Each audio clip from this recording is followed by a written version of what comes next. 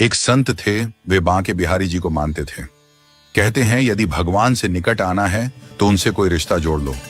जहां जीवन में कमी है वहीं ठाकुर जी को बैठा दो, वे जरूर उस संबंध को निभाएंगे।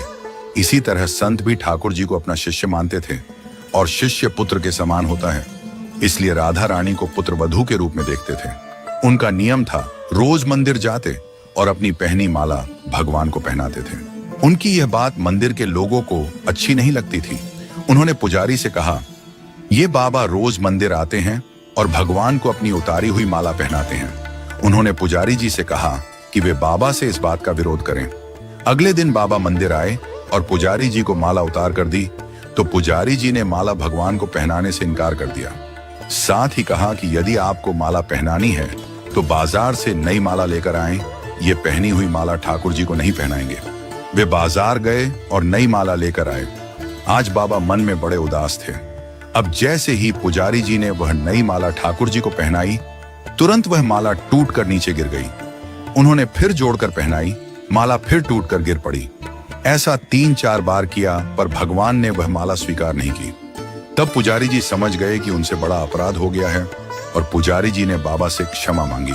बाबा राधा रानी को बहू मानते थे, इसलिए जब भी मंदिर जाते पुजारी जी राधा रानी के विग्रह के आगे पर्दा कर देते थे। भाव ये होता था कि बहू ससुर के सामने सीधे कैसे आए, और बाबा केवल बिहारी जी के ही दर्शन करते थे।